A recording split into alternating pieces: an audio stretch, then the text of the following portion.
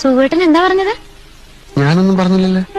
അല്ല, ശൈലജയെ പറ്റി സുഖേട്ടൻ പറഞ്ഞില്ലേ വെറും പച്ചപ്പാവാണെന്ന്? എന്നിട്ട് ഞാൻ അപ്പോഴേ പറഞ്ഞു ഇത്തിരി കൊമ്പ് കൂടുതലാണെന്ന്.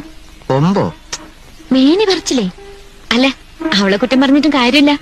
മോഹനം കുറെ നാൾ പുറകെ നടന്നല്ലേ, പിന്നെ അതിന്റെ ഒരു അഹങ്കാരമൊക്കെ കാണാതിരിക്കോ? ഏയ്, ആ കുട്ടിക്ക് അങ്ങനെയൊന്നും ഇല്ലെന്നേ. സുഖേട്ടാ, ഒരു പെണ്ണിനെ മനസ്സിലാക്കാൻ വേറൊരു പെണ്ണിനെ കഴിയൂ. പറ്റിപ്പോയ അബദ്ധത്തെ പറ്റി ഇനി പറഞ്ഞിട്ട് കാര്യമില്ലല്ലോ. സുഖേട്ടന്റെ ഓഫീസിലെ എഞ്ചിനീയറുടെ ഭാര്യയ്ക്ക് ഇതേ ടൈപ്പ് മാലയുണ്ടെന്ന് പറഞ്ഞപ്പോ ഞാനങ്ങ് വീണുപോയി. ഇതേ വെറും ഓൾഡ് ഫാഷനാ. കല്യാണത്തിന്റെ അന്ന് നോക്കിയപ്പോ എന്റെ കഴുത്തിൽ മാത്രമേ ഈ പഴഞ്ച മാല. ഈ ഫാഷൻ ഇറങ്ങി തുടങ്ങിയിട്ടേ ഉണ്ടാവൂ. ഓ, മാലയുടെ ഫാഷനെ പറ്റിയൊന്നും സുഖേട്ടനൊന്നും അറിയില്ല. ഇത് ഒരുക്കിയിട്ടേ ഒരു കരിമണി മാല പണിതാലോ എന്ന് ആലോചിക്ക. കരിമണിയോ? ആ, കറുത്ത മണികള് ഇങ്ങനെ ചെയിനിന്റെ ഇടക്കിടക്ക് പിടിപ്പിച്ചിട്ട്. ഇത്തിരി സ്വർണം വേണ്ടി വരും. എന്താണ് ഈ കരിമണി മാല? ഞാൻ കണ്ടിട്ടില്ല. പണിപ്പിച്ച് തന്നാ കാണാലോ.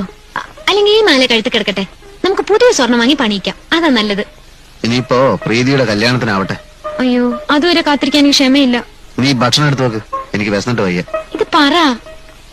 ആലോചിക്കാൻ